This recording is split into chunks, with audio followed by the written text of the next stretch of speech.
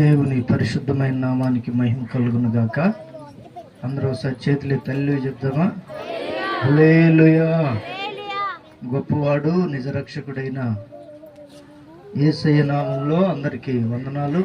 స్థానిక దైవజనులకు, నాతో ఉన్న సేవకులకు ప్రత్యేకమైన వందనాలు తెలియపరుస్తున్నాను. అందరూ బాగున్నారా? ఇప్పుడు దాకా దుంపదించారంటారా? వాళ్ళ బాధ వాళ్ళు పడుతుంటే అయ్యా, కుటుంబీకులు కొంచెం వెనక ఇప్పుడే వచ్చారు, వాళ్ళని కాస్త కుర్చీలు వేసి కూర్చోబెట్టండి. మీరు ఎక్కడెక్కడో ఉండకండి, దేవుని సన్నిధిలో కొంచెం జాగ్రత్తగా ఉండాలి. దేవునికి మహిమ కలుగునుగాక. చెప్దాం హల్లెలూయా. ఈ నాంచారపురం గ్రామ వాస్తవ్యులకు, వచ్చిన బంధువులకు ప్రత్యేకమైన వందనాలు. సమయానికి దేవుడు తీసుకుని వచ్చాడు. కొన్ని మాటలు దేవుని వాక్యంలో నుండి మనం నేర్చుకుందాం. చూడండి, ప్రతి ఇంట పుట్టిన ప్రతి ఆడపిల్ల కూడా ఎదగలేదని బాధపడేవారు కొందరు, ఇంకా ఈ బిడ్డ జీవితంలో ఈ కార్యము జరగలేదని బాధపడుతుంటారు. అయితే జరిగినప్పుడు ఇది ఇట్లాగుననే బంధువులను, స్నేహితులను, వారి కలిగిన వారందరినీ పిలిచి ఆనందించే వాళ్ళు కొందరు. అయితే క్రైస్తవుడు చేసే పని ఏమిటంటే, ఆయన నామాన్ని మహిమపరచటానికి ఇదిగో ఈ విధముగా ప్రార్థనా కూడికలు ఏర్పాటు చేస్తారు. దేవునికి మహిమ కలుగునుగాక. మీ గురించి చెప్పినప్పుడు అన్నక దేవునికి మహిమ వచ్చేటట్టు హల్లెలూయా చెప్పండి. హల్లెలూయా. మనం అందరం క్రైస్తవులమేనా? గట్టిగా చెప్పండి హల్లెలూయా. ప్రియమైనటువంటి దేవుని సంగమా, చాలా విలువైన మాట ఈ మధ్యాహ్నం మీతో దేవుడు తన మాట ద్వారా మాట్లాడబోతున్నారు. మీరు కొంచెం జాగ్రత్త కలిగి, శ్రద్ధ కలిగి ఓ అర్ధగంట సేపు త్వరగా ముగించడానికి ప్రయత్నం చేస్తాను. దేవుడు మనలను ఆ విధముగా సిద్ధపరచునుగాక. చెప్పండి గట్టిగా ఆమేన్. మీరు అందరు ఇక్కడ ఉంటేనే అర్థమవుతుంది ఆ మాటలు. అందుకని కొంచెం మీ మనసు ఇక్కడ ఉండమని ప్రభు పేరట తెలియపరుస్తున్నాను. వచ్చిన మాటను బైబిల్ నుండి చదువుకుందాం. చూడండి ఒకసారి. ఎఫెసీయులకు రాసిన పత్రిక 4వ అధ్యాయం 15వ వాక్యంలో ఈ విధంగా వ్రాయబడింది. కొంచెం చదువుతూ ఉండగా మీరు కూడా బైబిల్ చూడండి. ఇదిగో ఇక్కడ దేవుడు ఓ మనిషి యొక్క జీవితాన్ని గురించి చాలా స్పష్టంగా చెప్తున్నాడు. ఏమనంటే, ప్రేమ కలిగి సత్యము చెప్పుచు క్రీస్తు వలె ఉండుటకు. అందరు కలిసి నాతో కలిసి చెప్పండి ఒకసారి. క్రీస్తు వలె ఉండుటకు. ఎవరి వలె ఉండటానికి? క్రీస్తు వలె ఉండుటకు మనము అన్ని విషయములలో ఎదుగుదము. మనం వచ్చింది దేనికంటే, చిన్న బిడ్డ ప్రియాంక ఈ కుటుంబానికి దేవుడిచ్చినటువంటి ఆశీర్వాదం. ఆ బిడ్డ తన జీవితంలో బాల్య దినములను ముగించుకొని యవన కాలంలో అడుగుపెట్టిన ఈ దినమందు మనం అందరం కూడా కూడి వచ్చాం ఆ బిడ్డను ఆశీర్వదించటానికి. ఇంతకు ముందు ఇచ్చిన కట్న కానుకలు తీసుకొచ్చి అప్పగించటానికి, ఈ కుటుంబాన్ని దీవించటానికి వచ్చాం. చాలా మంచి విషయమే. కానీ ప్రభు చెప్తున్న మాట ఏమిటంటే, ఇదనేది ప్రతి ఆడపిల్ల జీవితంలో ఖచ్చితంగా జరుగుతుంది. అయితే మనల్ని గురించి దేవుడు పలుకుతున్న మాట మన యొక్క ఆధ్యాత్మికమైన జీవితం. అందరం దేవుని పిల్లలమే కాబట్టి మన ఆధ్యాత్మికమైన జీవితాన్ని గురించి ఆయన అంటున్న మాట ఏమిటంటే, ఇది సహజంగా జరిగేటటువంటి కార్యమే. ఓ ఆడబిడ్డ ఎదగటం అనేది మనల్ని గురించి ఆయన అంటున్నది ఏమిటంటే, మనమట క్రీస్తు వలె ఉండటానికి. చెప్పాలి, ఎవరి వలె ఉండటానికి? క్రీస్తు వలె ఉండటానికి అన్ని విషయాల్లో ఎదగాలట.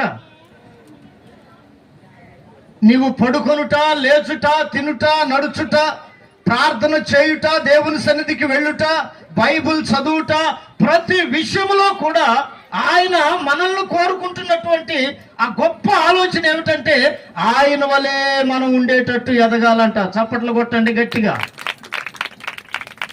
యేసయ్య వలె ఉండేటట్లుగా మనం ఎదగాలి. చూడండి, వాళ్ళ అమ్మా నాన్న, వారి కలిగిన వారు ఎంత మంచిగా ఏర్పాటు చేశారో ఈ యొక్క కార్యాలన్నీ కూడా. తన బిడ్డ ఎదిగినప్పుడు సంతోషించుటకు అందరిని పిలిచి ఈ విధమైనటువంటి గొప్ప కార్యాలు ఏర్పాటు చేశారు కదా. దేవుడు కూడా మనల్ని గురించి ఆలోచిస్తున్నది. విశ్వాసులమైన సేవకులమైన దేవుని మందిరానికి వెళుతున్నాము గనుక మనల్ని గురించి ఆయన ఆలోచించుతున్నది ఏమిటంటే క్రీస్తు వలె ఉండటానికి మనం ఎదగాలంట. దేవునికి మహిమ కలుగును గాక. ఆయనలో ఉన్నటువంటి ప్రతి కార్యము కూడా మనలో కనపడాలి. ఆయన భూమి మీద 33.5 సంవత్సరాలు బ్రతికి జరిగించినటువంటి నీతి, విశ్వాసము, యథార్థత, పవిత్రత, మంచి కార్యములన్నీ చేసిన ఆ గొప్పవాడు మనలో కోరుకుంటుంది ఏమిటంటే భూమి మీద మనము కూడా గొప్పవారుగా ఎదగాలని, గొప్పవారుగా ఎదగాలని, గొప్పవారుగానే ఎదగాలని అనేకులకు లేని ఈ భాగ్యాన్ని క్రైస్తవులకు ప్రభు ఇచ్చినది దేనికంటే వారిలో కూడా అనేకులు ఆయన ఎడల విశ్వాసముంచుచున్న దినాలు, క్రీస్తుని నమ్ముతున్న దినాలు. ఈ సమయంలో క్రైస్తవుల్లో నుండి కనపడవలసింది ఏమిటంటే యేసయ్య భూమి మీద ఉన్నప్పుడు ఏ విధముగా బ్రతికాడో ఆ బ్రతుకుని మనలో నుండి లోకానికి చూపించటమే ఎదగటం అంటే. ఈ ఎదుగుదల ఎదగాలి అంటే ఓ మనిషి లోకంలో అందరి వల్లే బ్రతికితే కుదరదు. అందుకని అన్నాడు కదా పేతురు మొదటి పత్రిక 2వ అధ్యాయం 3వ వాక్యం 2వ లైన్లో అంటాడు, క్రొత్తగా జన్మించిన శిశువుల వలె. చదవండి ఒకసారి. పేతురు మొదటి పత్రిక 2వ అధ్యాయం 3వ వాక్యం 2వ లైన్ నుండి, క్రొత్తగా జన్మించిన శిశువుల వలె నిర్మలమైన వాక్యమును పాల వలన రక్షణ విషయములో ఎదుగు నిమిత్తము ఆ పాలను అపేక్షించుడి. దేవునికి మహిమ కలుగును గాక. క్రీస్తు వలె ఎదగాలంటే, యేసు క్రీస్తు వలె భూమి మీద బ్రతకాలంటే ఓ గొప్ప మాట అపోస్తులైన పేతురు గారు రాస్తున్నారు. అది ఏమనంటే క్రొత్తగా జన్మించిన శిశువుల వలె. మనుషులు పెద్దోళ్లే, వింటున్నారా? కొద్దిగా మీరు ఆలకించాలి. మనుషులు ముసలి వాళ్ళే, మనుషులు యవనస్తులే, మనుషులు సంసార జీవితంలో ఉన్నవాళ్లే. అయితే వీరిలో కావలసిన మార్పు ఏమిటంటే క్రొత్తగా జన్మ, క్రొత్తగా జన్మ. దీనినే మారు మనసు అని బైబిల్ చెప్తుంది. క్రైస్తవులమని చెప్పుకుంటున్నారు కానీ మారు మనసు ఉండట్లేదు. దేవుని సన్నిధికి వెళుతున్నాము కానీ మారు మనసుకు తగిన ఫలాలు కనిపించట్లేదు. అందుకే ప్రభు అంటున్నాడు కదా, అందరి వలె మీరు ఉండకూడదు, యేసయ్య వలె భూమి మీద ఎదగాలి. ఆమేన్ చెప్పండి గట్టిగా. ఎవరి వలె ఎదగాలి? యేసయ్య వలె ఎదగాలంటే మనము కావలసిన మనలో మార్పు ఏమిటంటే క్రొత్తగా జన్మించాలి. సినిమాలు చూసేవాళ్ళు సినిమాలు చూడకూడదు, బూతులు మాట్లాడేవాళ్ళు బూతులు మాట్లాడకూడదు, తాగుడుకు బానిసైన వాళ్ళు తాగుబోతుతనం మానాలి, వ్యభిచారం చేసేవాళ్ళు తమ భార్య తమ భర్తతోనే కాపురము చేయాలి. దీనినే మారు మనసు అని పరిశుద్ధ గ్రంథం తెలియపరుస్తుంది. క్రొత్త జన్మ అని దేవుని వాక్యం తెలియపరుస్తుంది. ఇటువంటి కార్యక్రమాలు ప్రోగ్రాలు జరుగుతున్నప్పుడు మారు మనసు కనపడదు, మాయ మనసు కనపడుతుంది. ఇటువంటి కార్యక్రమాలు ఎక్కడ జరిగినా కానీ క్రైస్తవ పాలెల్లో మారు మనసు కనపడట్లేదు. మారు మనసు ఉంటే చక్కగా వస్తారు, ముందే పాటలు పాడతారు, చప్పట్లు కొడతారు, ఉజ్జీవంగా ఉంటారు, సంతోషిస్తారు దేవుని సన్నిధిలో. కొత్త బట్టలు అయితే కట్టుకుంటారు కానీ ప్రార్థనలో కనపడరు, ఏడాడో తిరుగుతుంటారు. ఏ సంగతి అంటే మా ఊర్లో ఫంక్షన్ రా, ఏంటంట ఆ ఫంక్షన్ అయితే అయ్యేడేం పని ఆయనకి ఆమెకి, ఆ ఫంక్షన్ దగ్గర ఉండాలి కదా. అందుకని ప్రభు కోరుకుంటున్నటువంటి గొప్ప కార్యం ఏమిటంటే ఆయన వల్లే మనం బ్రతకాలి. స్తోత్రం కలుగునుగాక. దీనినే క్రొత్తగా జన్మించిన శిశువును పోలి. దేని వలన ఈ శిశువు పెంచబడతాడంటే, ఇది ఇంత ఎత్తునుండా నా సంగతి చెప్తున్నా, నాకు వెంట్రుకలు కూడా తెల్లబడ్డాయి. ఇప్పుడు కూడా దేవుని దృష్టిలో నేను ఎవరినంటే శిశువుని, చిన్నవాడినే. ఎందుకంటారా? మన దేవుడు ఎప్పటి నుంచి ఉన్నవాడంటే భూమి దాని పునాదులు వేయబడక మునుపే మహిమలో దేవుడుగా వసించుచున్నవాడు. చప్పట్లు కొట్టి దేవుణ్ణి మహిమపరుద్దాం. అటువంటి గొప్పవాని ఎదుట దాని తరువాత తరములలో ఆదాము అవ్వ చేయబడగా వారికి కలిగిన పిల్లలు ఇదిగో ఇంత విస్తారముగా ప్రపంచమంతా నిండి ఉన్నారు. ప్రియమైన వారలారా, ప్రతి వ్యక్తి కూడా దేవుని సన్నిధిలో పసివారితో పిల్లలతోనే సమానము. మనకైతే 60 సంవత్సరాలు బ్రతుకుతాం, 70 సంవత్సరాలు బ్రతుకుతాం, తనువు చాలించేస్తాం. అయితే దేవుడు మనల్ని ఎట్లా చూస్తున్నాడంటే శిశువులను పోలి. దేవునికి మహిమ కలుగును గాక. ప్రతి వ్యక్తి కూడా దేవునికి ఇష్టుడే, ఆయన కుమారుడే, ఆయన కుమార్తెయే. అయితే ఈ మనిషి దేవుని పోలి నడవటానికి మాత్రం ఏదో పుట్టాము, బ్రతుకుతున్నాము, తింటున్నాము అంటే అవదు. అందుకని దేవుని వాక్యం చెప్తున్న మాట ఏమిటంటే మీరు క్రొత్తగా జన్మించాలి. హల్లెలూయా. ఎప్పుడైతే మనం క్రొత్తగా జన్మిస్తామో ప్రభు దేనితో మనల్ని పెంచుతాడంటే, చిన్నపిల్లలు పుట్టిన వెంటనే మామూలుగా తల్లి పాల వలన పెరిగినట్లుగా ఆయన సన్నిధిలో క్రొత్తగా జన్మించిన తరువాత దేవుడు వాక్యం అనే పాల వలన పెంచుతాడు. హల్లెలూయా.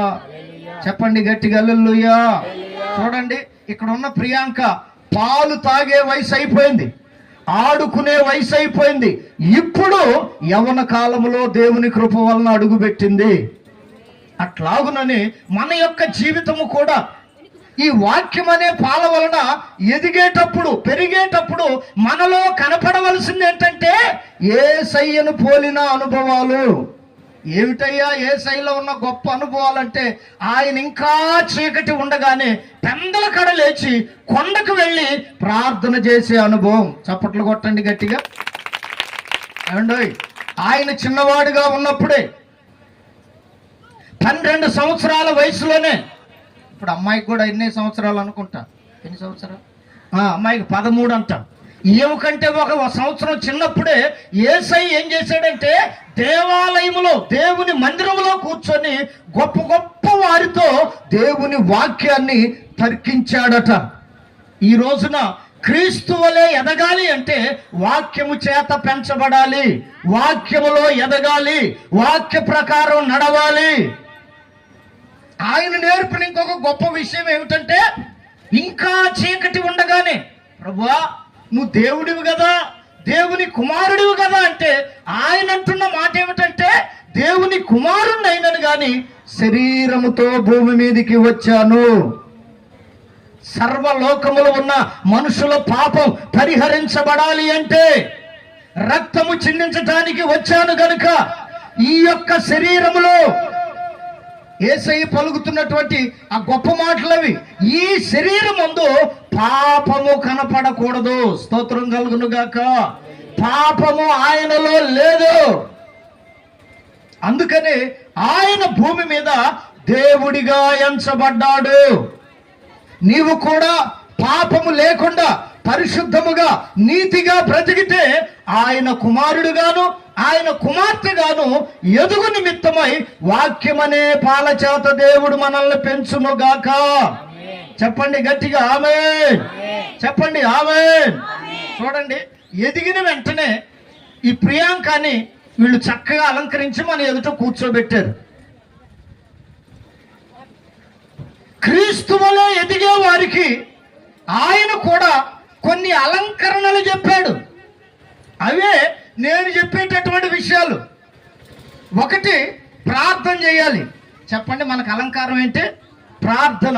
ఇంకా చీకటి ఉండగానే వేకునే లేచి నిజముగా దేవునికి ప్రార్థన చేసేవాళ్ళు ఆయనకు కుమారులుగాను కుమార్తెలుగాను భూమి మీద బ్రతుకున్నట్లు వారి ఎదుగుదలను కోరుకుంటున్న దేవుడు ఈ మధ్యాహ్నం మనతో మాట్లాడుతున్నాడు. ప్రియమైనటువంటి దేవుని బిడ్డలారా, అందరూ ఎదగటం చూస్తాం కానీ మనం ఎందుకు ఎదగలేకపోతున్నాం రా బాబు అంటే మనలోనట ఎదగనివ్వకుండా చేసేవి కొన్ని ఉన్నాయి. అవి చెప్పి నేను ముగించేస్తా. ఆ పేతురు పత్రిక 2వ అధ్యాయం మొదటి నుండి చదవండి ఒకసారి.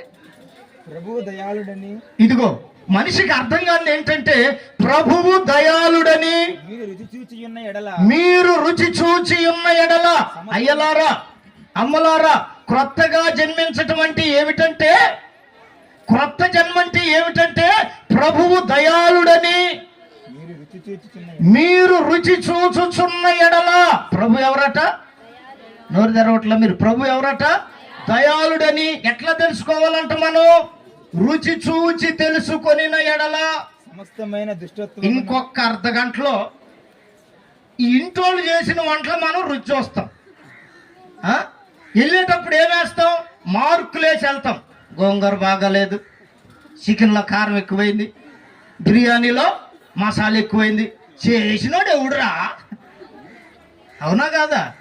మనకున్న ప్రతి మనిషికి ఉన్న అలవాటు అదే.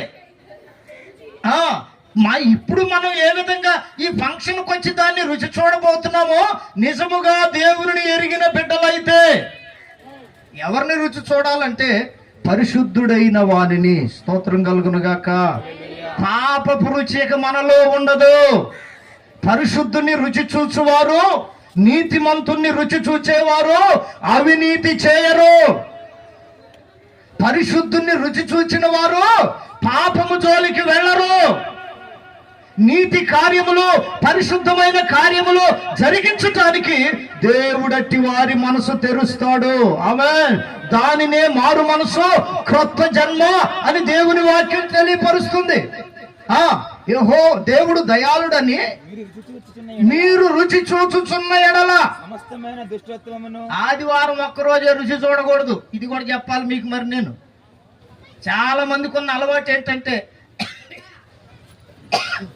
ఆదివారం ఒక్కరోజే ప్రార్థనకి వెళ్తారు, ఆదివారం ఒక్కరోజే బైబిల్ పట్టుకుంటారు, ఆదివారం ఒక్కరోజే ఏదైనా చేస్తారు.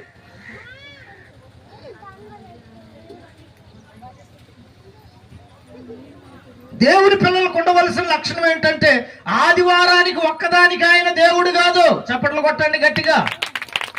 365 దినాలకు ఆయన వలన ఏర్పాటు చేయబడినవే. ఆమెను పలకండి. మరి ఒక దినం ఆపి ఇంకో దినాన్ని నువ్వు కొనసాగిస్తే దాని వలన నీకు కలిగే ఉపయోగమేమి లేదు. ప్రతి దినము కూడా ఆయనను రుచి చూసే క్రైస్తవులుగా మారుదుముగాక. ఆయన దయాళుడని రుచి చూచి ఉన్న ఎడల సమస్తమైన దుష్టత్వమును. ఇదిగో మనం విడిచిపెట్టవలసినవి చెప్తున్నాడు ఇక్కడ. సమస్తమైన దుష్టత్వము. ఈ దుష్టత్వం అనేది ఎవరి వలన కలిగిన అనుభవం అంటే దుష్టుడైన అపవాది వలన కలిగినటువంటి క్రియ. ఈ దుష్టత్వము దేవుని వలన కలిగినది కాదు. పాపము దేవుని వలన కలిగినది కాదు. ఆజ్ఞ అతిక్రమము దేవుని వలన కలిగినది కాదు.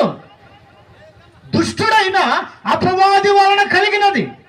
అయితే మనము యేసుక్రీస్తు వలె ఎదగాలి అంటే దుష్టత్వాన్ని విడిచిపెట్టాలంట. స్తోత్రం కలుగునుగాక. ఈ దుష్టత్వము ఒక దాంట్లోనో రెండిట్లోనో లేదట, సమస్త విషయాల్లో ఉందంట. స్తోత్రం కలుగునుగాక. ఏవిరా చెట్టుని ఎట్లా చేస్తున్నావు ఏందని ఎవరినైనా అడిగామనుకోండి, నీకేం తెలుసురా, చెట్టు నాకు నీడనిస్తుంది, కట్టెలనిస్తుంది, పొల్లలనిస్తుంది, నాకు అవసరమైనవి అన్నీ ఇస్తుంది కనుక చెట్టుకు దండం పెడితే తప్పేంది?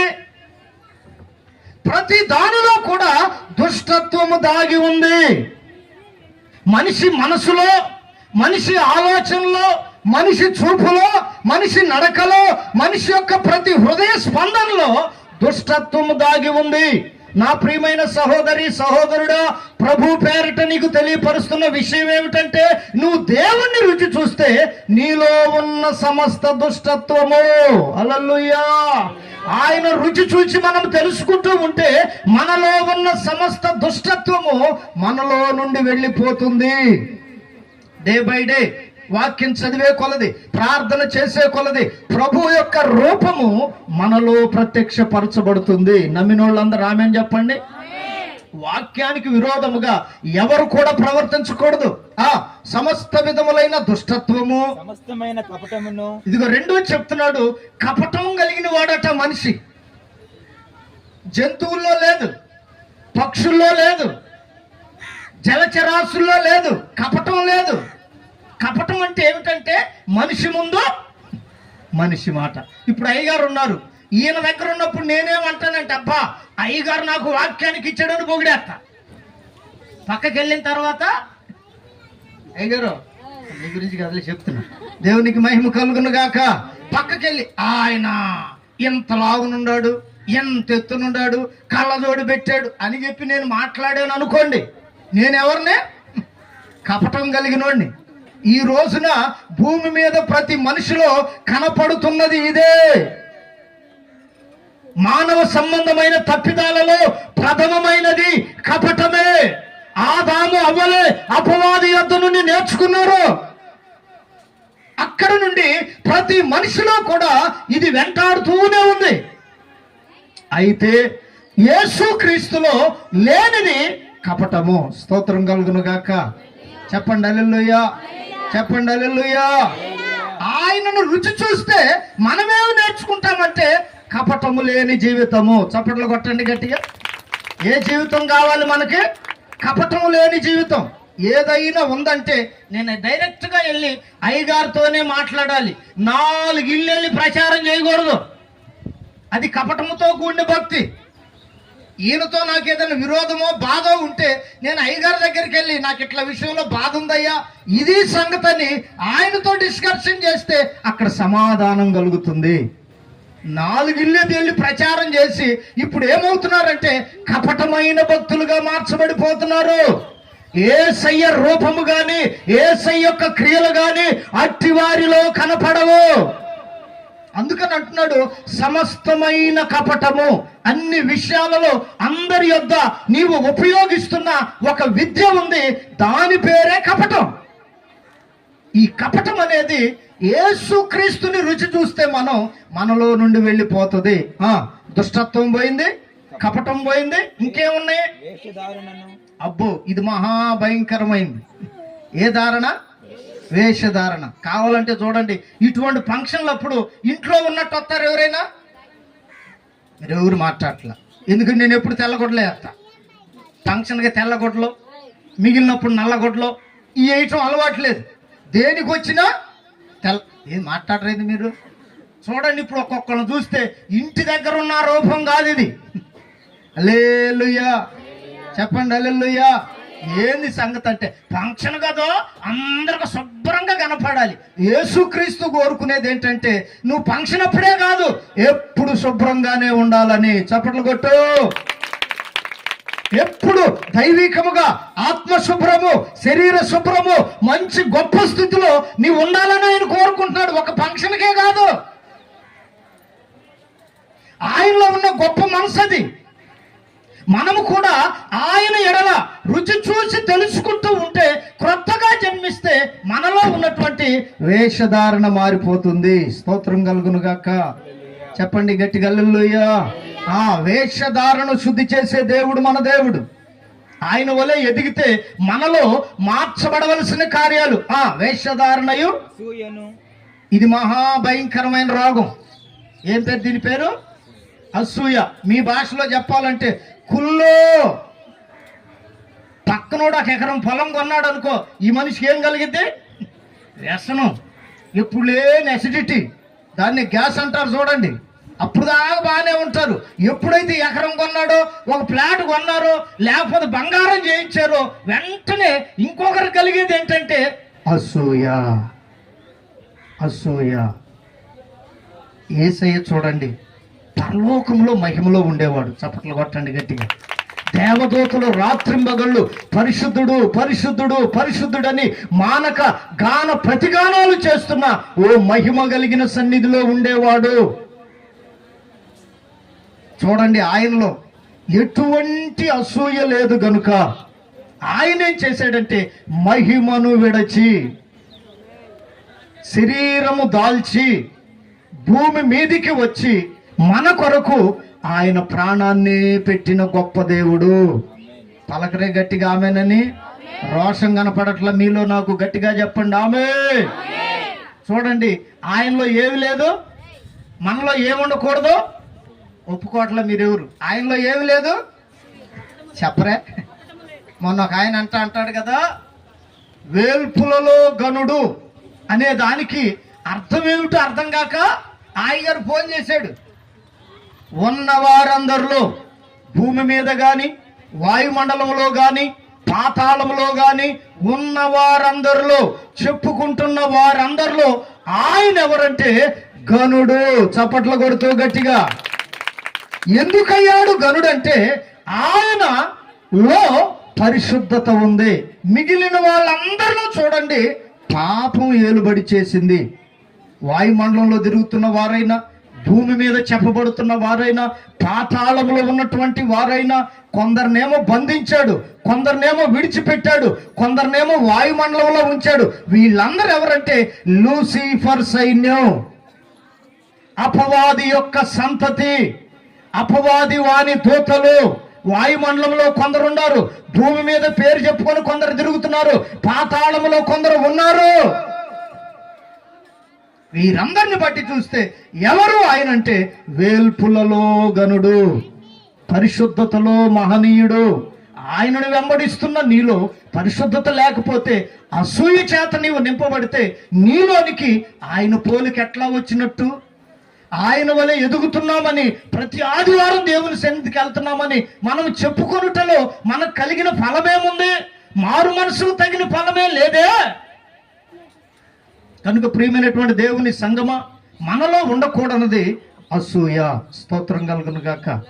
చెప్పండి గట్టిగా హల్లెలూయా. ఇందాక ఇద్దరు సహోదరులు మంచిగా పాట పాడారు. వాళ్ళని బట్టి నా మనసు చాలా సంతోషపడింది. వాళ్ళెవరు నాకు తెలియదు, మంచిగా వాయించారు బిడ్డలు కూడా.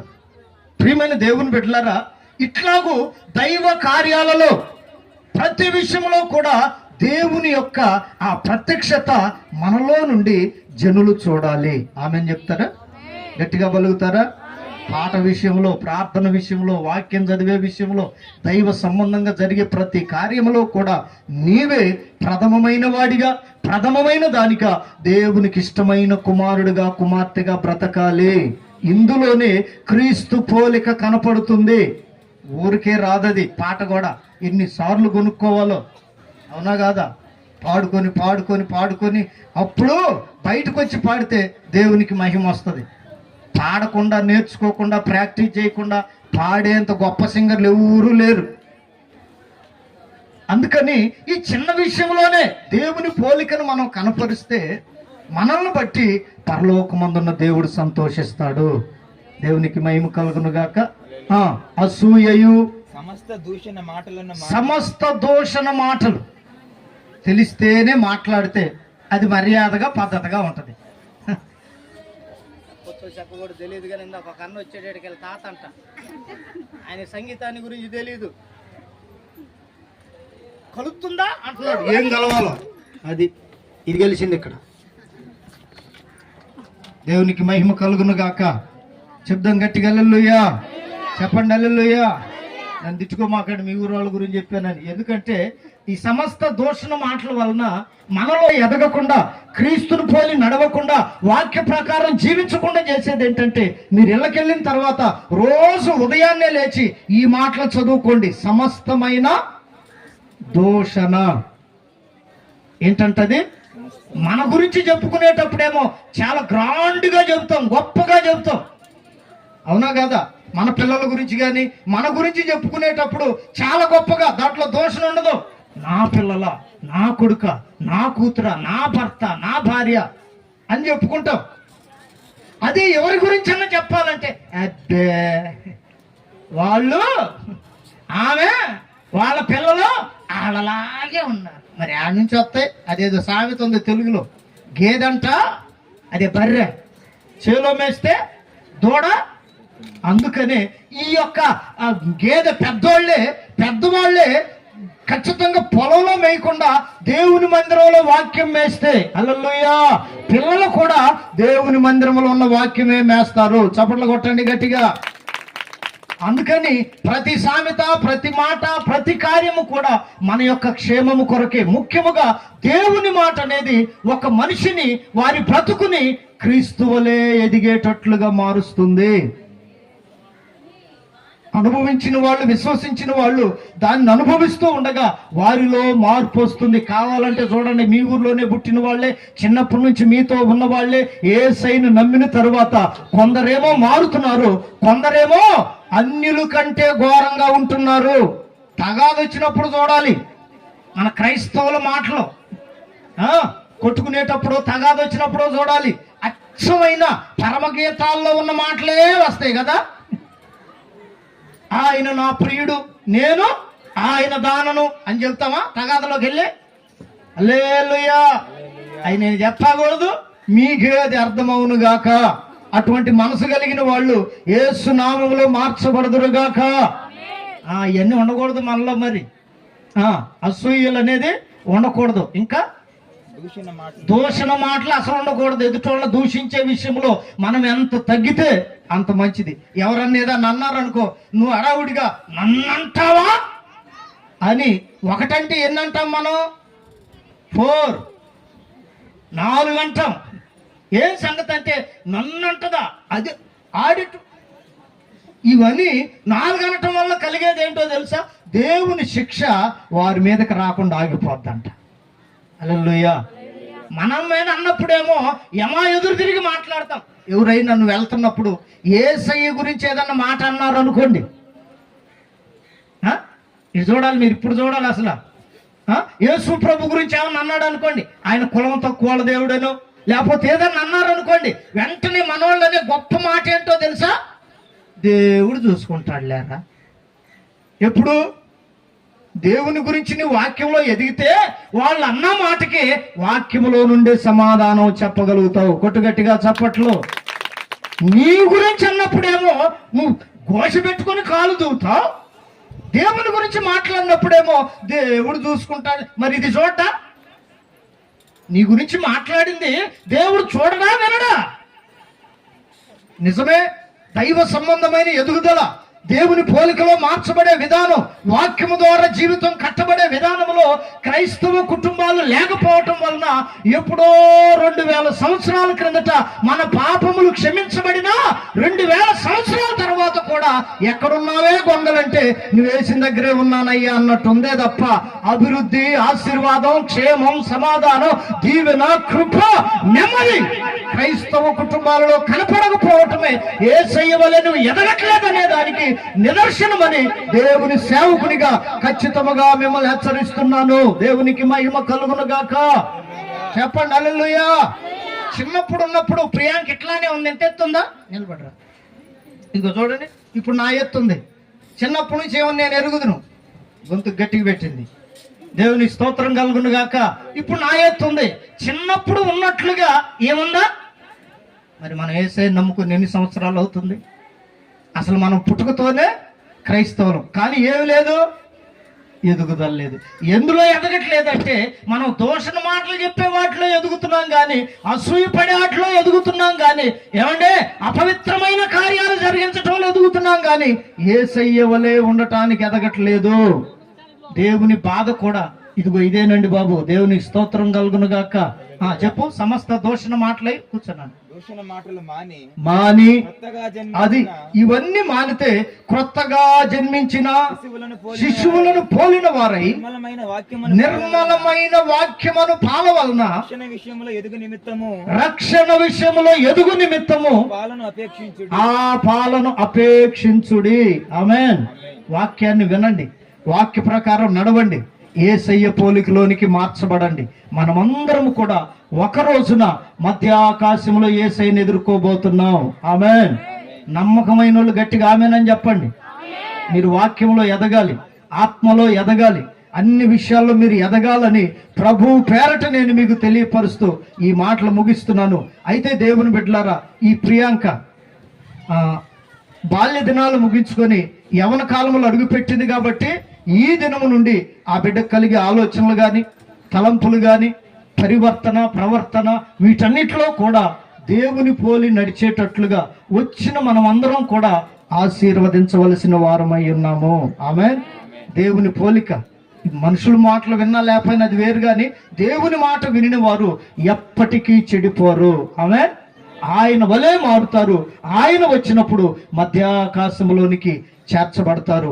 అది ఎన్ని సంవత్సరాలంటే, ఆయన వలే ఎదిగితే ఎన్ని సంవత్సరాలు ఆయనతో ఉంటామంటే యుగాలు. ఎన్ని సంవత్సరాలు? భూమి మీద ఉంటే 70 సంవత్సరాలే. అదే దేవుని వలె ఎదిగితే 70 సంవత్సరాల్లో యుగాలు మనం ఆ నిత్య మహిమలో ఉండబోతున్నాం. దానికి మీరందరూ సిద్ధపడాలని, వాక్య ప్రకారం నడవాలని, క్రీస్తు వలె ఎదగాలని, వాక్యమనే పాల వలన పెంచబడాలని, కొత్తగా జన్మించిన శిశువుల వలె మీరు మార్చబడాలని, అసూయ గాని, ఆ దూషణ మాటలు గాని, ఇంకా అపవిత్రమైనది ఏది ఉండకూడదని, యేసులో లేవు గనుక మనలో ఉండకూడదని ఆయన మనల్ని హెచ్చరిస్తూ ఉండగా, మనమందరం కూడా పరివర్తన కలిగిన క్రైస్తవులుగా మార్చబడదాం. ప్రభు రాకడ కొరకు సిద్ధపడదాం. అట్టి కృప, అభిషేకం పరిశుద్ధాత్మ దేవుడు కూడి వచ్చిన మనకు, యవన కాలంలో అడుగుపెట్టిన ప్రియాంకకి ప్రభు రాకడ వరకు తోడయ్యండి. మనల్ని ఆయన రాకడ కొరకు సిద్ధపరచును గాక.